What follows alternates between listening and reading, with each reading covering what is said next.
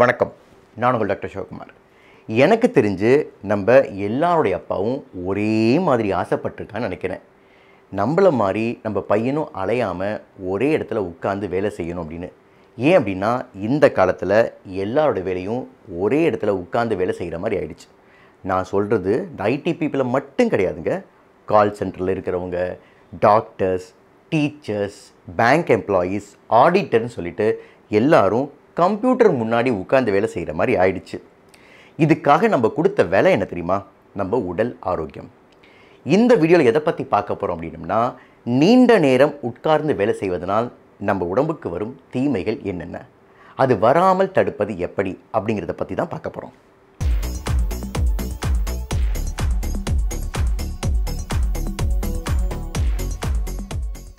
Sir, ஒருவர் நீண்ட நேரம் தொடர்ச்சியாக உட்கார்ந்துருந்தா உடம்புக்கு கேடு அப்படிங்கிறீங்க.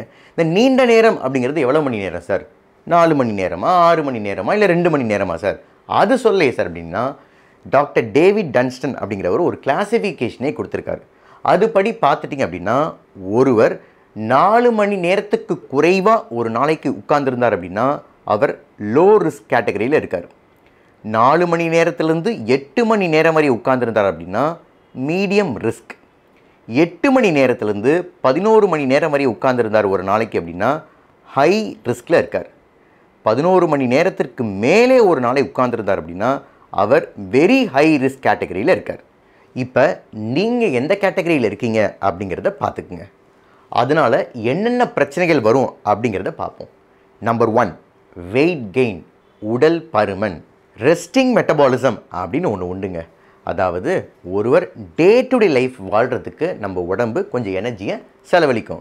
உதாரணத்துக்கு பார்த்துட்டிங்க அப்படின்னா, நம்ம மூச்சு விட்டுறதுக்கு, இருதயம் துடிக்கிறதுக்கு, செரிமானம் ஆகிறதுக்கு, கொஞ்சம் ஒரு சின்ன சின்ன வாக் போகிறதுக்கு, தண்ணி குடிக்கிறதுக்கு, டாய்லெட் போகிறதுக்கு, பக்கத்தில் இருக்க கடைக்கு போகிறதுக்கு, இது எல்லாத்துக்குமே நம்ம உடம்பு கொஞ்சம் எனர்ஜியை செலவழிக்கும். இதுதான் ரெஸ்டிங் மெட்டபாலிசம் அப்படின்னு சொல்லுவாங்க.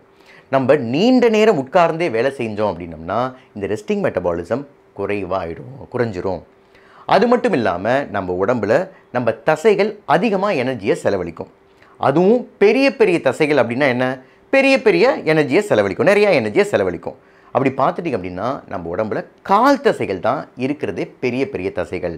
அது எல்லாமே நீங்கள் ரெஸ்ட் பொசிஷனில் வச்சுக்கிறதுனால அந்த எனர்ஜி எதுவுமே செலவழிக்காமல் உங்கள் உடம்புலையே தங்கிடுது. இந்த எனர்ஜி எல்லாமே ஃபேட்டாக தான் மாறுது, உங்களுக்கு உடல் பருமன் ஏற்படுது. இதனால தான் நீண்ட நேரம் உட்கார்ந்துருந்தோம் அப்படின்னம்னா நமக்கு உடல் பருமன் ஏற்படுது. நீண்ட நேரம் உட்கார்ந்துருக்கிறதுனால அடுத்த தீங்கு என்ன அப்படின்னு கேட்டிங்கன்னா, number 2, back and neck pain. இயற்கையாகவே மனிதன் மிருகங்களை விட தனித்தன்மை வாய்ந்தவன். நடக்கிறதுல கூட சரி. எல்லா மிருகங்களும் 4 காலில் குனிஞ்சு நடக்கும்போது மனிதன் மட்டும் நேராக நடப்பான். ஏன்னா அப்படி தான் அவன் படைக்கப்பட்டிருக்கான்.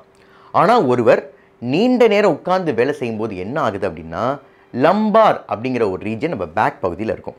அது பொசிஷன் மாறி கொஞ்சம் வேலை செய்யும்போது அந்த பகுதியில் தேவையில்லாத ஸ்ட்ரெயின் ஏற்படுது, தசைகள் எல்லாம் வீக் ஆகிடுது, அது மசில் வீக்னஸ் ஏற்படுது. இதனால தான் ஒருவருக்கு பேக் பெயின் ஏற்படுது. சரி, நெக் பெயின் ஏன் சார் ஏற்படுது அப்படின்னா, அது கழுத்து வலி ஏன் சார் ஏற்படுது அப்படின்னா, நம்ம நேராக அது நேர் பார்வையில் பார்த்தோம் அப்படின்னம்னா கண்டிப்பாக இந்த பெயின் ஏற்படாது.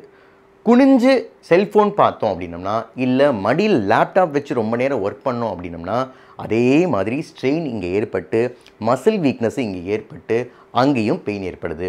இதனால தான் ஒருவர் நீண்ட நேரம் உட்கார்ந்து வேலை செய்யும்போது back pain and neck pain வருது.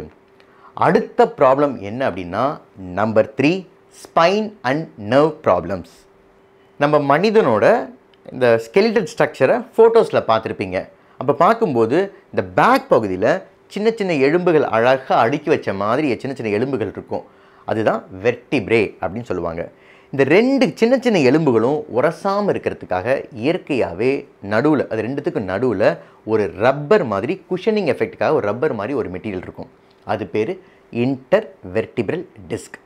ஒருவர் நீண்ட நேரம் உட்கார்ந்துருந்தார் அப்படின்னா தேவையில்லாத வெயிட் கீழே இருக்கிற டிஸ்க்குக்கு போய் சேரும். அதனால் அதோடைய பொசிஷன் மாதிரி கொஞ்சம் வெளியில் வந்துடும். அது பேர் disc prolapse or disc herniation அப்படின்னு சொல்லுவாங்க. இதனால் என்ன ஆகும் அப்படின்னா, வெளியில் வந்த டிஸ்க், அதாவது இந்த ரப்பர் மாதிரி இருக்கிற மெட்டீரியல் பக்கத்தில் இருக்கிற நர்வை தேவையில்லாமல் கம்ப்ரெஸ் பண்ணும், அதாவது ஒரு அழுத்தம் கொடுக்கும். இதனால் நமக்கு எந்த இடத்துல வேணால் வலி ஏற்படலாம். அந்த நரம்பு எந்தெந்த இடத்துக்கெல்லாம் சப்ளை பண்ணுதோ அந்தந்த ஏரியாக்களை வலி கொடுக்கலாம். அது மட்டும் இல்லாமல் சில பேருக்கு அவங்க பேக் பாக்கெட்டில் பர்ஸ் ஆர் கீ வச்சிட்ருக்க பழக்கம் உண்டு. அது மாதிரி வச்சுட்டு ரொம்ப நேரம் உட்கார்ந்துருந்தோம் அப்படின்னம்னா அந்த ப்ரெஷர் எங்கே ஏற்படும் அப்படின்னா அது உள்ளே ரன் ஆகிற நம்ம காலில் ரன் ஆகிற ஒரு சியாட்டிக் நர்வ் அப்படிங்கிற ஒரு நர்வை கம்ப்ரெஸ் பண்ணும், ஒரு அழுத்தம் கொடுக்கும். இதனால் சியாட்டிக்கா அப்படிங்கிற ஒரு கண்டிஷன் வரும். இந்த சியாட்டிக்கா கண்டிஷனில் என்ன ஆகும் அப்படின்னா நம்ம கால்கள் எல்லாம் ஒரு மரத்து போன ஒரு ஃபீல் கொடுக்கும், வலி ஏற்படும், ஒரு டிங்லிங் சென்சேஷன் ஏற்படும். இது பேர் சியாட்டிக்கா. இது ஏன் ஏற்படுது அப்படின்னா தேவையில்லாத ஒரு பொருள் நம்ம பேக் பாக்கெட்டில் வைக்கிறது மூலமாக சியாட்டிக் நர்வ் கம்ப்ரெஸ் ஆகிறது தான் வருது. Problem number 4, week Lex and glutes. அதாவது க்ளூட்ஸ் அப்படிங்கிறது பட்டெக்ஸில் இருக்கிற மசில் தான் க்ளூட்ஸ் அப்படின்னு சொல்லுவாங்க. பொதுவாகவே ஒரு மனிதன் ஒரு மசிலை, அதாவது ஒரு தசையை அதிகமாக பயன்படுத்தினா அப்படின்னா அந்த தசை அதிகமாக ஸ்ட்ராங் ஆகும். உதாரணத்துக்கு ஒரு ஜிம்முக்கு போகிறவங்களை பார்த்துட்டிங்க அப்படின்னா பைசப்ஸ் ட்ரைசப்ஸ்லாம் ரொம்ப ஸ்ட்ராங்காக ஒரு இரும்பு மாதிரி இருக்கும். ஒருவர் பயன்படுத்தாமல் இருந்தார் அப்படின்னா, தசைகள் எல்லாம் பயன்படுத்தாமல் இருந்தார்னா ரொம்ப வீக் ஆகிடும். உதாரணத்துக்கு பார்த்துட்டிங்கன்னா ரொம்ப நாள் பெட் ரிட்டனாக ஒருத்தர் இருந்தார் அப்படின்னா ரொம்ப இழைச்சி போய் மசிலெல்லாம் ரொம்ப வீக் ஆகிடும். ஸோ இதுதான் ரூல். ஒருவர் அதிகமாக மசிலை பயன்படுத்தினார், தசையை பயன்படுத்தினார் அப்படின்னா ஸ்ட்ராங் ஆகும். பயன்படுத்தாமல் இருந்தோம் அப்படின்னா வீக் ஆகிடும். ஒருவர் நீண்ட நேரம் உட்கார்ந்து வேலை செய்வதனால் என்ன ஆகுது அப்படின்னா அவருடைய கால்களில் இருக்கிற தசைகள் எல்லாமே ரொம்ப வீக் ஆகிடுது. அதுவும் க்ளூட், அதாவது பட்டெக்ஸில் இருக்கிற மசில்ஸும் ரொம்ப வீக் ஆகிடுது. இதனால் அவருடைய நடை விதமே மாறிடுது. அது கெயிட் அப்படிம்பாங்க, நடக்கிற விதமே மாறிடும். பிற்காலத்தில் அவர் வயதானால் தடுமாற்றம் ஏற்படுறது அப்படிங்கிறது அவங்களுக்கெல்லாம் ரொம்ப காமனாகவே இருக்கும். ஸோ ஒருவர் நீண்ட நேரம் உட்காருவதால் அவருடைய கால் தசைகள் எல்லாம் வலுவற்று வீக்காக தான் ஆகும். ப்ராப்ளம் நம்பர் 5, டயபெட்டிஸ், சர்க்கரை நோய். பொதுவாக நம்ம சாப்பிட்டுட்டு ஆஃபீஸில் போய் உட்காந்து வேலை செய்ய ஆரம்பிச்சிடுவோம், இல்லை ஒர்க் ஃப்ரம் ஹோம் அப்படின்னு சொல்லிட்டு வீட்டிலையே உட்கார ஆரம்பிச்சிடுவோம். இது பத்தாதுன்னு நடுவில் கொஞ்சம் ஸ்நாக்ஸும் சாப்பிடுவோம். அப்படியே என்ன சாப்பிட்றோன்னு எவ்வளோ சாப்பிட்றோன்னு தெரியாமல் ஸ்நாக்ஸையும் அதிகமாக சாப்பிடுவோம். இதனால் என்ன ஆகுது அப்படின்னா நம்ம பிளட்டில் குளுக்கோஸ் அளவு ஆட்டோமேட்டிக்காக ரைஸ் ஆகுது. சரி, இந்த குளுக்கோஸ் எல்லாம் யார் எடுத்துப்பா? தசைகள் எடுத்து அதுக்கு யூஸ் பண்ணிக்கணும், அதுக்கு செலவழிச்சுக்கணும். ஆனால் எல்லா மேஜரான தசைகள் எல்லாமே ரெஸ்ட் பொசிஷனில் தான் இருக்குது. அதனால் தசைகளும் அந்த குளுக்கோஸை எடுத்துக்காமல் இருக்கிறதுனால நம்ம அதிக அளவில் நம்ம பிளட் குளுக்கோஸ் லெவல் அதிகரிச்சுட்டே போகும். எப்போதுமே இன்சுலினுக்கு நம்ம பிளட்டில் அதிகமாக குளுக்கோஸ் இருந்தால் பிடிக்காது. அதனால் இன்சுலினும் அதிகமாக உற்பத்தி ஆக ஆரம்பிக்கும். ஒரு கட்டத்தில் நம்ம ரத்தத்தில் இன்சுலினும் அதிகமாக இருக்கும், குளுக்கோஸும் அதிகமாக இருக்கும்.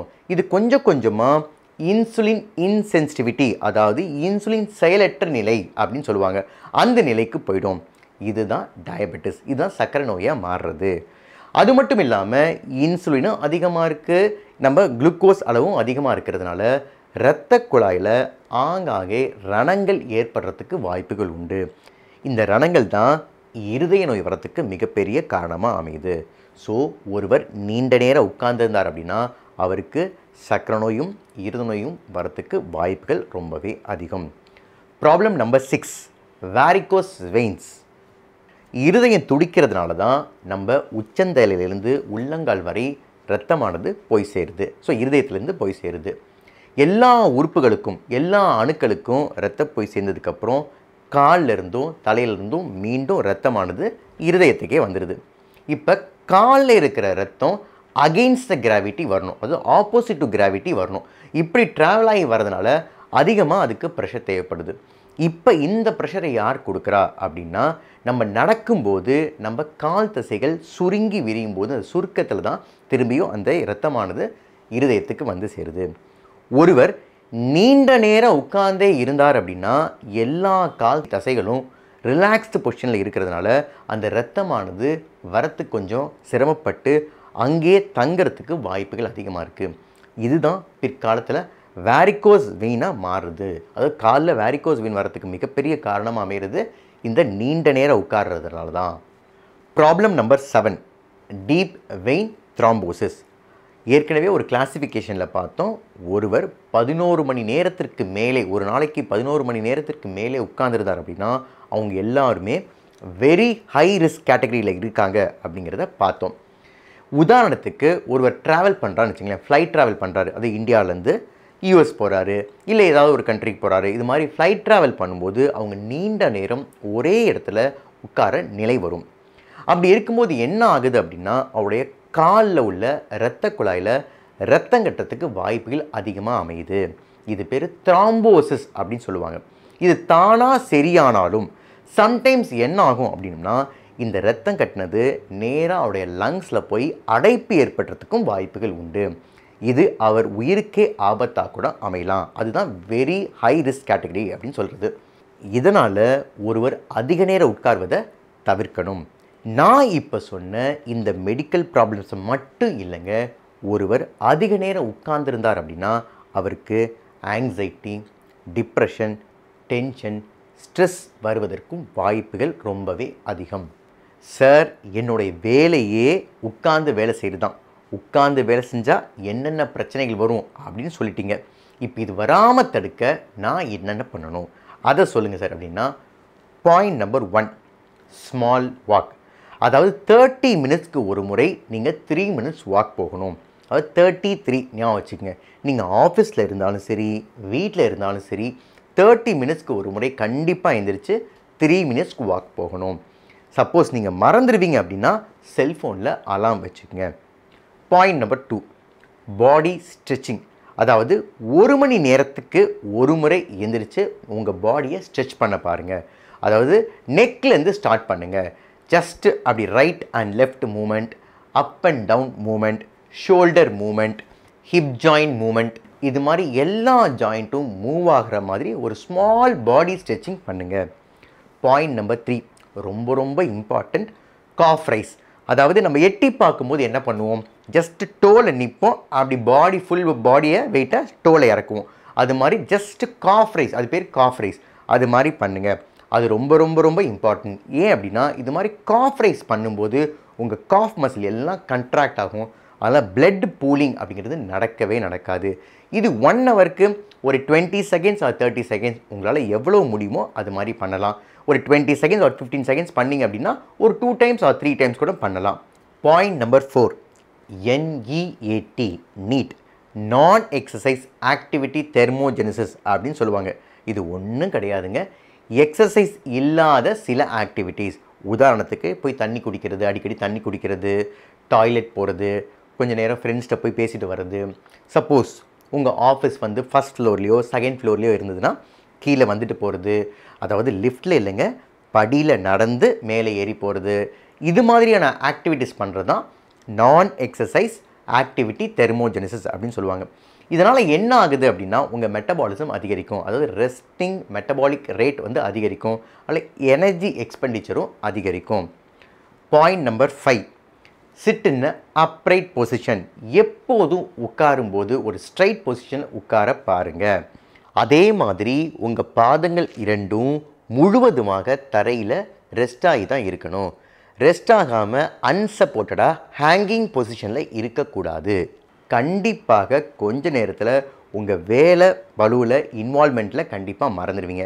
அதனால் சின்னதாக உங்கள் டெஸ்கில் கூட எழுதி வச்சுக்கலாம், சிட் இன் அப்ரைட் பொசிஷன் அப்படின்னு. அடிக்கடி ஞாபகம் வரும் பார்த்தோன்னே. ஸோ நீங்கள் கொஞ்சம் கொஞ்சம் ஞாபகப்படுத்திட்டு ஸ்ட்ரைட் பொசிஷனில் உட்காந்து பார்க்கலாம். Point number 6, practice yoga. Yoga அவ்வளவு நல்லதுங்க. சின்ன சின்ன யோகா கற்றுட்டு அதை வீட்டில் ப்ராக்டிஸ் பண்ண பாருங்கள். காலையில் ப்ராக்டிஸ் பண்ண பாருங்கள். ஆஃபீஸில் கொஞ்சம் நேரம் இருந்துன்னா அப்பப்போ பண்ணுங்கள். Point number 7, home activities. அதாவது நம்ம ஆஃபீஸ்லேருந்து வந்த உடனே ஒய்ஃபை காஃபி போடு அப்படின்னு சொல்லுவோம், பொண்ணை ஃபேன் போடு அப்படின்னு சொல்லுவோம், பையனை போய் தண்ணி எடுத்துகிட்டு வா அப்படின்னு சொல்லுவோம். ஏதாவது போய் வாங்கிட்டு வாங்க அப்படின்னா அதெல்லாம் வாங்கிட்டு வர முடியாது, நான் ரொம்ப டயர்டாக இருக்கேன் அப்படின்னு சொல்லிடுவோம். அது மாதிரி இல்லாமல் சின்ன சின்ன வேலைகளை, உங்கள் வேலைகளை நீங்களே செய்ய பாருங்கள், மித்தவங்களை செய்ய சொல்லாதீங்க.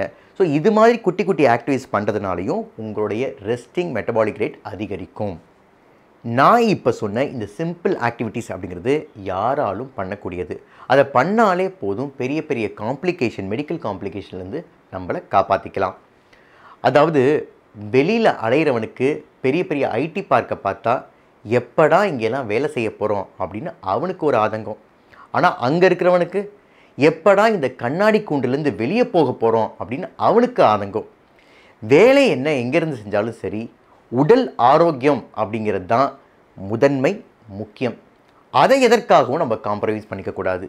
இந்த வீடியோ உங்களுக்கு பிடிச்சிருந்துச்சுன்னா லைக் பண்ணுங்கள், ஷேர் பண்ணுங்கள், சப்ஸ்கிரைப் பண்ணுங்கள். நன்றி, வணக்கம்.